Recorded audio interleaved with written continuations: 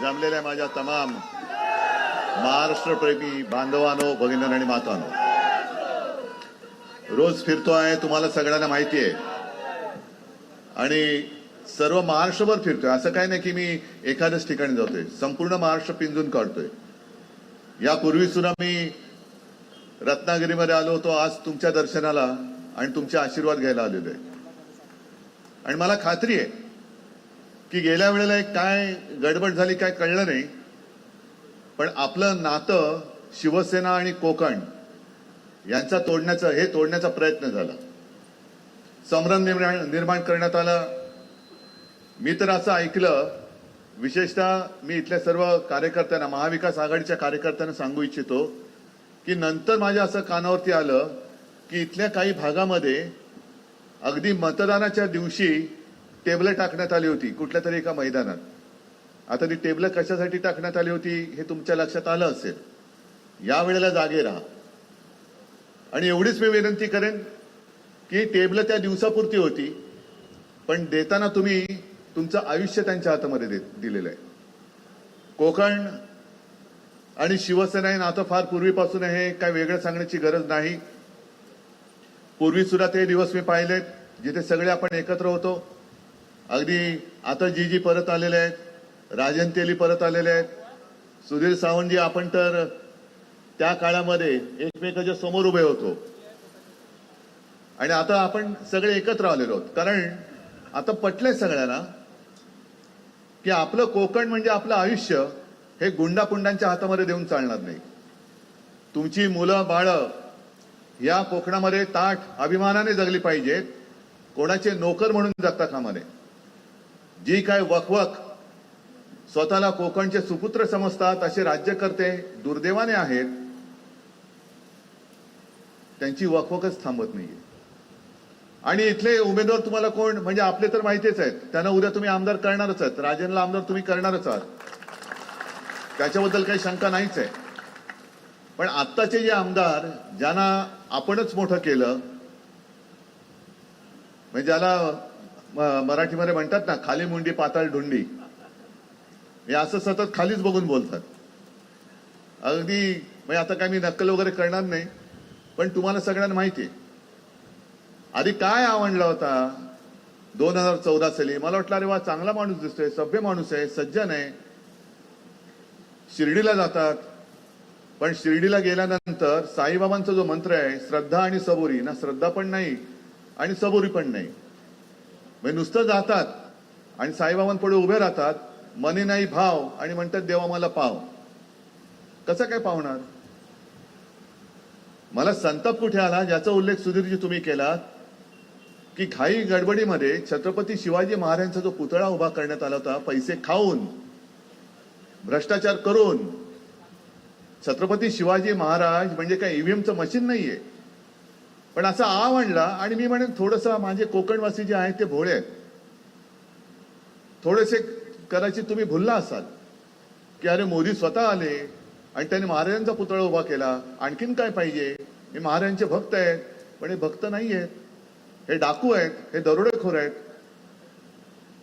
आजपर्यंत 300-350 वर्ष झाली महाराजांनी उभारलेला सिंधुदुर्ग ऊन वारा पाऊस लाटा तुफान यांचा सामना करून सुद्धा जसं तसं उभा आहे. आणि आमचे दाढीवाले म्हणतात मिंदे की काय करणार, वारे एवढे जोरात होते की त्या वाऱ्याने पुतळा पडला. अरे लाज वाटली पाहिजे तुम्हाला असे राज्यकर्ते म्हणायला. आणि आपले इथले जे आहेत आमदार खाली मुंडी पाताळ ढोंडी, ते तर म्हणतात काय वाईटातून काहीतरी चांगलं होतं, महाराजांचा पुतळा पडला वाईट झालं पण काहीतरी चांगलं होईल. अरे महाराजांचा पुतळा पडला हे वाईट झाल्यानंतर त्यातनं चांगलं काय होणार आहे? मग ही दुर्बुद्धी, म्हणजे तुमच्या डोक्यामध्ये मेंदू आहे का कचरा आहे? महाराजांचा पुतळा पडला म्हणजे त्यातनं काहीतरी चांगलं होईल, त्यातनं चांगलं नाही होणार आहे. केसरकर पडल्यानंतर सिंधुदुर्गामध्ये चांगलं होणार आहे.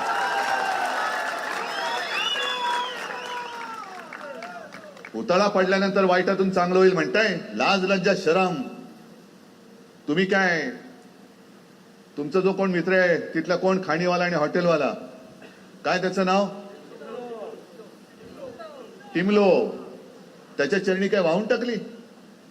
आणि माझ्याकडे माहिती अशी आहे की आज राजन तुम्हाला बोलायचं बरंच होतं, पण थोडी वेळेची मर्यादा आहे. इथले ज्या काही गोष्टी मी आणू इच्छित होतो त्या अजूनही झाल्या का नाहीत या प्रश्नाचं उत्तर द्या ना. मग सांगा 2.5 वर्षात आम्ही काय केलं आणि तुम्ही काय केलं. मल्टी स्पेशालिटी हॉस्पिटल मी परवानगी दिली, जागेबद्दल सुद्धा इकडे करायचं का तिकडे करायचं एवढाच मुद्दा बाकी होता. पैशाची पण मंजुरी मी देत होतो, दिली होती जवळपास. अजूनही हॉस्पिटल झाले, पण आपलं सरकार आल्यानंतर मी तुम्हाला हॉस्पिटल देऊन दाखवीन चांगलं. मी घेतो जबाबदारी.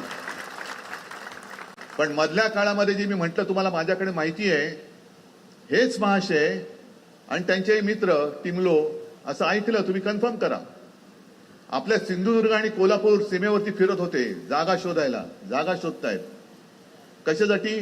तुमच्यासाठी, शाळेसाठी, कॉलेजसाठी, हॉस्पिटलसाठी, एखादा चांगला विनाश न करणारा प्रकल्प आणण्यासाठी नाही.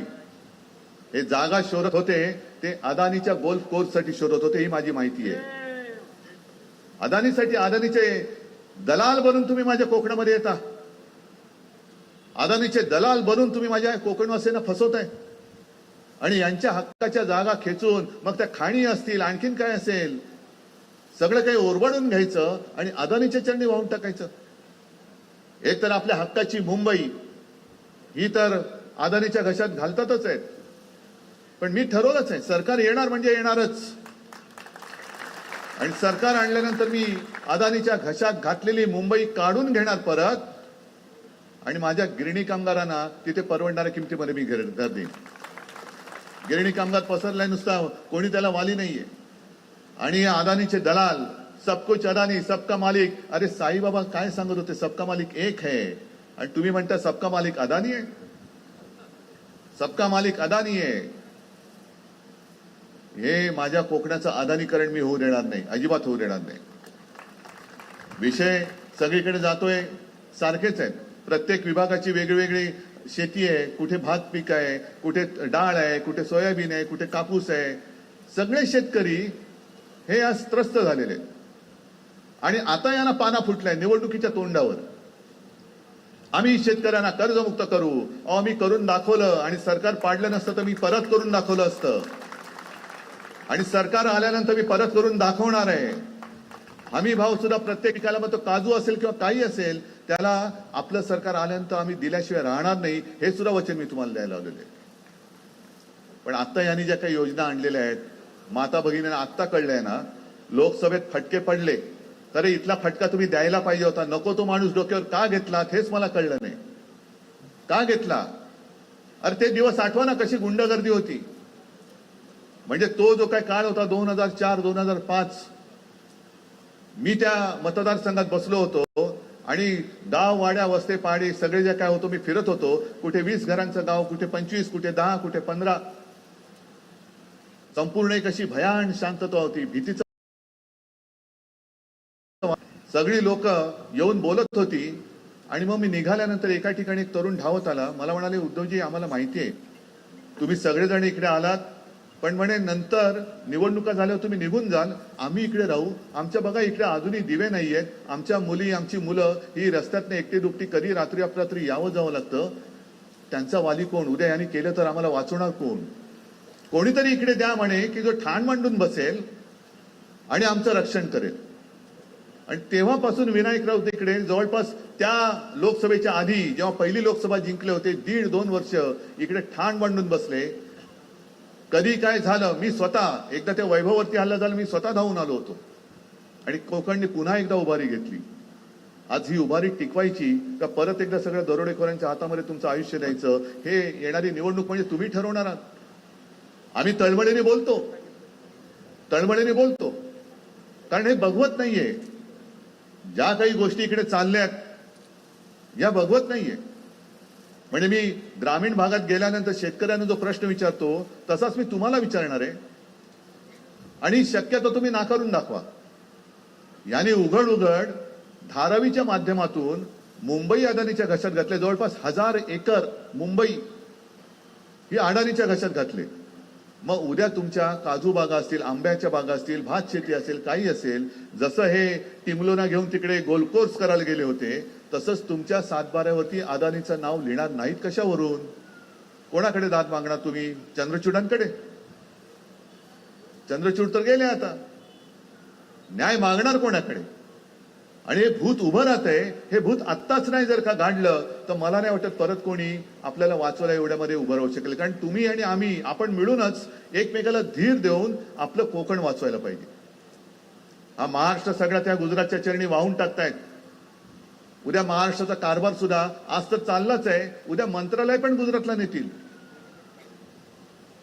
या सगळ्या ज्या काही गोष्टी आहेत त्या आत्ताच आपल्याला थांबवायला पाहिजे. बाकी वचननामा तर मी खिशात घेऊन फिरतोच आहे, सगळ्यांना दाखवतोच आहे, तुम्हाला पण देतोय. आणि तुम्हाला वाटायला एवढा वचननामा बस आणि एवढ्यावरती आम्ही तुम्हाला मत द्यायचं, पण त्याच्या मागे मी तो एक क्यूआर कोड दिलेला आहे. मोबाईलमध्ये स्कॅन केला तर तुम्हाला सविस्तर वचननामा येईल. मग त्याच्यामध्ये विनायकजी तुम्ही जे सांगत होतात की 5 जीवनावश्यक वस्तूंचे भाव शेतकऱ्याचं नुकसान होऊ न देता, शेतकऱ्याचं नुकसान होणार नाही, ते 5 जीवनावश्यक वस्तूंचे भाव स्थिर ठेवणार. जसं मुलींना मोफत शिक्षण आहे तसं मुलांना सुद्धा मोफत शिक्षण देणार. हे करणार मी. अनेकदा ट्रीटमेंट घ्यायला गेल्यानंतर खिशात पैसे नसतात, मग जोपर्यंत पैसे भरले जात नाहीत तोपर्यंत ट्रीटमेंट उपचार सुरू होत नाहीत. मग काय करायचं? तर 25 लाखापर्यंत कॅशलेस मेडिकल सेवा हे सुद्धा आपली सरकार देणार आहे. महिलांना तर 1,500 ते 3,000 आपण करणारच आहोत, पण महिलांसाठी खास करून स्वतंत्र पोलीस स्टेशन जिकडे अधिकारी पण आणि महिला पण पोलीस असतील अशी पोलीस स्टेशन आपण राज्यभर उभारणार आहोत. बऱ्याच गोष्टी करणार आहोत, पण हे करणं केवळ आणि केवळ करून घेणं हे तुमच्या हातामध्ये आहे. आज यांनी ज्या काही घोषणा केल्यात महिलांना 1,500 रुपये, अहो मोदीजी तुम्ही 15 लाख देणार होता ना, आणि 1500 का देत आहे? आता यांच्या सगळ्या योजना यांची सगळी तोंड उघडायला लागली. आजपर्यंत भाव फक्त गद्दारांनाच होता, तुम्हाला आम्हाला नव्हता. पण आता एकदा निवडणुकीत लोकसभेत फटका दिल्यानंतर त्याच्यानंतर लाडकी बहीण यांना आठवली, त्याच्यानंतर शेतकऱ्यांचं कर्ज माफ करायला पाहिजे ते त्यांना आठवलं, त्याच्यानंतर आणखीन जो काही यांचा जुमलानामा आहे तो त्यांना आठवायला लागलेला आहे. पण मी जेव्हा मुख्यमंत्री होतो तेव्हा मी निवडणुकीची वाट नव्हती बघितली. निवडणूक झाल्याबरोबर पहिला माझा जो निर्णय होता तो रायगडाला निधी देणं आणि शेतकऱ्याला कर्ज मुक्त करणं हा माझा एक पहिला निर्णय होता. आणि म्हणूनच ही गुंडगिरी पुंडगिरी, मी आता अजून 2 सभा आहेत तिकडे आणखीन बोलणारच आहे. मध्ये कोणीतरी मला आव्हान दिलं, हेलिकॉप्टरने येऊ नका, रस्त्याने या. हो, रस्त्यानेच येतो, रस्त्यानेच जातो. पण पुतळा पडल्यानंतर ही शिवद्रोही माणसं, आपली माणसं तिकडे गेली होती, आदित्य पण गेला होता, विनायक होते, सगळी तुम्ही कोकणवासी तिकडे गेलात. त्याच्यामध्ये हे शिवद्रोही माणसं ठणाणं करत बसले. हे शिवद्रोही आहेत, महाराष्ट्रद्रोही आहेत. म्हणूनच मी माझ्या भाषणाची जी सुरुवात करतो, माझ्या महाराष्ट्र प्रेमी बांधवांनो, भगिनींनो आणि मातांनो, ही जी लोक आहेत ही आपली द्रोही आहेत. म्हणजे आमच्यावरती तुम्ही आरोप जरूर करा, ते राजकारण आहे, पण तुमची काळी कृत्य जी आहेत ती आजपर्यंत खूप झाली. दुर्दैवाने चुकून गेल्या वेळेला कसं बस यांचं घोडं गंगेत नाहलं, पण आता ही चूक होऊ देऊ नका. आता मला इथपासून म्हणजे तळ कोकणापासून थेट राजापूर रत्नागिरी तिथपर्यंत जोपर्यंत सगळं कोकण आहे तसं कोकण, इथून मुंबईपर्यंत कोकणच आहे. सगळीकडे आपला भगवा डौलाने फडकला पाहिजे.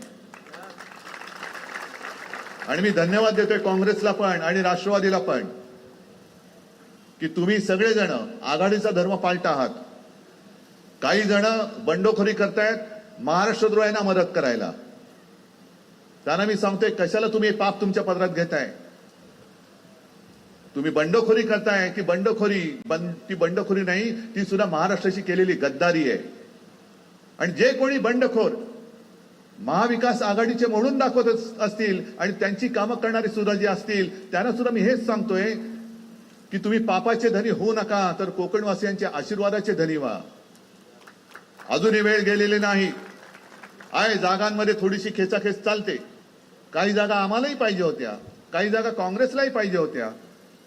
काही जागा राष्ट्रवादी म्हणजे शरद पवारांनाही पाहिजे होत्या, पण एकदा आघाडी केल्यानंतर एकत्रित मिळून जे काही जिंकायचं आहे ते करताना मोठं स्वप्न बघा तुम्ही. व्यक्तिगत स्वप्न आता खूप झाली. व्यक्तिगत स्वप्नासाठी तुम्ही बंडखोऱ्या करू नका, कारण त्याला मी मुळामध्ये बंडखोरीच मानायला तयार नाही. ही तर महाराष्ट्राशी आणि महाराष्ट्राच्या मातीशी केलेली गद्दारी ठरेल तुमची. उगाच काहीतरी महाराष्ट्र प्रेमींची मतं आहेत ती महाराष्ट्र द्रोह्यांच्या पदरात टाकू नका. ही विनंती मी आज जाहीरपणाने करतोय, प्रत्येक ठिकाणी करतोय. आज मुद्दामून मला सगळ्यांनाच म्हणजे जीजी उपरकर आपल्या सोबत आलेत, राजन तर आलेच. राजन तुमचे अनुभव तेव्हाचे ते इथे सांगा, जरूर सांगा. सुधीर सावंतांना धन्यवाद देतोय.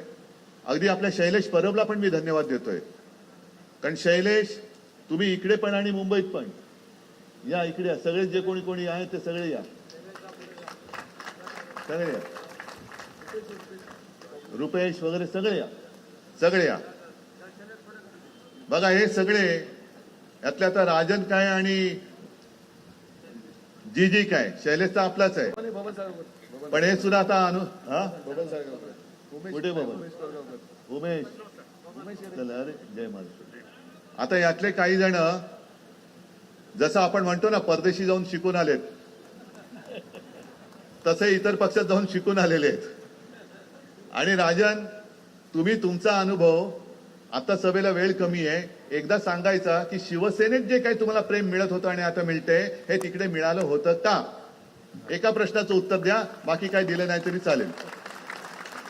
आणि आता एक चांगली सुरुवात परत होते. जर तुम्ही लोकसभेच्या वेळेला आला असतात तर लोकसभा सुद्धा आपण आपला भगवा इकडे फडकवला असता. ठीक आहे, थोडासा उशीर झालाय, देर है लेकिन अंधेर नाहीये. आणि आता अंधेर तर होऊच शकत नाही, कारण हातामध्ये मशाल आहे. आता ही मशाल अशीच धगधगत ठेवा. राजन केलीला प्रचंड प्रचंड आणि अति प्रचंड बहुमताने, मताधिक्याने निवडून आणा आणि तुमचं आयुष्य, तुमच्या मुलाबाळांचं आयुष्य हे सुखी, समाधानी आणि आनंदित ठेवा, एवढीच विनंती करतो. जय हिंद, जय महाराष्ट्र.